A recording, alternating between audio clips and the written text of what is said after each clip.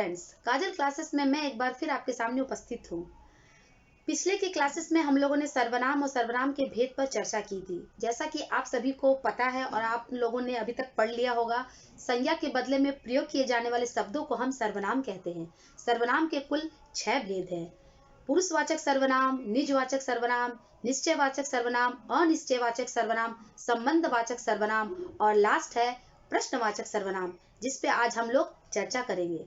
तो आइए अब हम प्रश्नवाचक सर्वनाम का परिभाषा लिखते हैं। तो चलिए, प्रश्नवाचक सर्वनाम: जिस सर्वनाम शब्द से प्रश्न पूछने का बोध या ज्ञान होता है,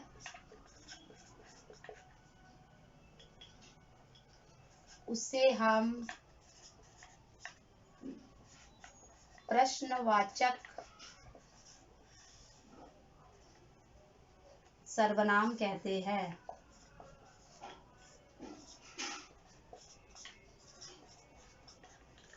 जैसा कि परिभाषा से ही समझ में आ रहा है कि यहाँ पर हम लोग प्रश्न पूछते हैं किसी भी चीज का।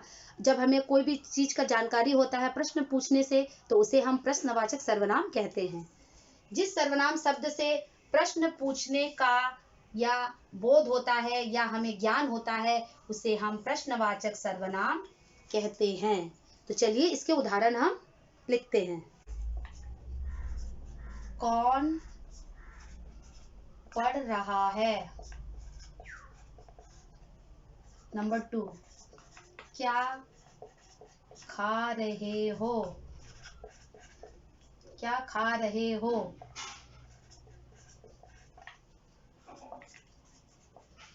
आज मेरे घर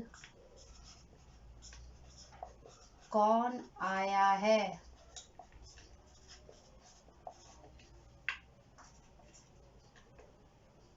आज क्या खाना बनेगा? तो नंबर 1, कौन पढ़ रहा है। यहाँ पे हम लोग प्रश्न पूछने का बोध हो रहा है। पढ़ रहा है समझ में नहीं आ रहा कि कौन पढ़ रहा है। ठीक है, यहाँ एक जिज्ञासा है प्रश्न का। क्या खा रहे हैं? खा रहे हैं, क्या खा रहे हैं, वही मैं आपसे पूछ रही हूँ, क्या खा रहे हैं। इसमें भी प्रश्न का बोध हो रहा है। आज मेरे घर कौन आया है, ये भी मैं पूछ रही हूँ कि मेरे घर आया है कौन, ये प्रश्नवाचक है। आज क्या खाना बनेगा, आज खाना बनेगा, क्या बनेगा, वही मेरा जिज्ञासा है और यही प्रश्नवाचक सर्वनाम है। तो ये थे प्रश्नवाचक सर्वनाम। तो आशा करती हूँ आप लोग को अभी तक सरल और सिंपल भाषा में समझ में आ गया होगा। मेरे क्लास को देखने के लिए धन्यवाद।